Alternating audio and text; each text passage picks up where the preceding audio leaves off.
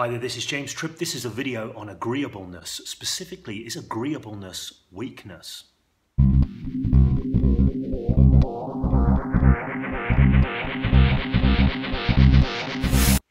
So in this video, we're talking about agreeableness, and I'm actually creating this video in response to a question that came up on the back of one of the Jordan Peterson videos that I put out. I'm going to read the question to you, then I'm going to give you my response to it. Question comes from Larry. He says, in the Cathy Newman interview, Jordan Peterson talks about agreeableness and how it is negatively correlated with success. And generally, I've heard him talking about agreeableness and how people don't tend to respect it too much. I'm just a little confused about this. If it means lying about whether somebody bothers you, people-pleasing, etc., then I can understand that. But isn't it a good thing to be somebody who doesn't have many attachments or rules about how other people do things or should be? And isn't that agreeableness too? I just find this area really confusing and would appreciate some clarification. Okay, so when we are talking about agreeableness here, we need to clarify this before getting into the meat of this question. When we're talking about agreeableness here, we're talking about one of the big 5 personality traits. I'm not going to go into that here, so Wikipedia that if you want to know more. But as with any way of categorizing people, personality, all of this, the big 5, in my view, is a bit rough cut. And it doesn't really get into the underpinnings of what's going on motivationally speaking beneath these different traits. Now, agreeableness essentially is the trait of wanting to get along with people, wanting to build rapport, wanting everything to be nice, cooperative, non-confrontational, all of this kind of thing. And it's a useful trait to have in the mix. But it can also be negatively correlated with success because we live within hierarchical structures. Competition is within our DNA. So people who tend to be agreeable tend to shy away from competition because they never want to put anyone down, because they just don't want to get into that. They don't want to do that whole status play thing. And so they tend to hang back from it. Also, this point about people not tending to respect people who are too agreeable. Some people won't respect people who are too agreeable, particularly people who have a lot of drive, a lot of competitive aspects to their character are not likely to respect somebody who rolls over too easily. So put it that way. So generally, for this reason, agreeableness is negatively correlated with success. Now, Larry, who's asking this question here, says, isn't being unattached to what other people think and how other people are and how things should be and all of that a form of agreeableness too? The simple answer to this is no. It's not a form of agreeableness. It's a form of being unattached to things.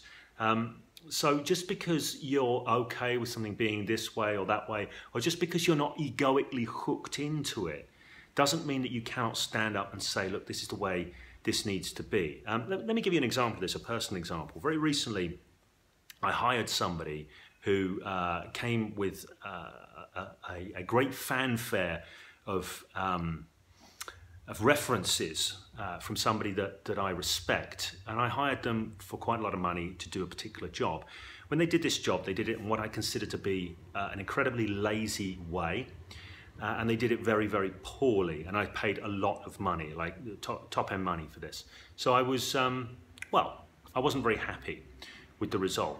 So what I needed to do was ask for my money back, which is what I did. I asked for my money back. But I wanted to do this from a very grounded place. I didn't want to do it from an agreeable place where I'm worried about what this person might think and I don't want to hurt their feelings and all of this. I need to just tell them how things need to be. Now, this isn't because I'm egoically attached to getting my money back. It's just a pure matter of pragmatism. I want my money back because I want my money back. It's money that I can use elsewhere, and I don't want to pay out that much money for something that doesn't add value. In fact, this piece of work they did, if I'd have used it, it would have taken value away from my business, I feel. So this is a pure pragmatic decision. It's not about egoic attachment. It's not about fear. It's not about threat response systems and all of this kind of thing, which is what being unattached is. It's unhooking from threat response systems and demands about how things must be in order for us to feel okay and secure. It's not about that. So in this particular situation that I'm giving an example of here, the requirement for me to be at my best is to be totally grounded and totally unattached from anything, and totally unagreeable as well, disagreeable. And that doesn't mean coming in emotionally laden, because that's actually being attached. What often happens, by the way, for very agreeable people is they start to feel a lot of resentment underneath the surface, because agreeableness is about attachment.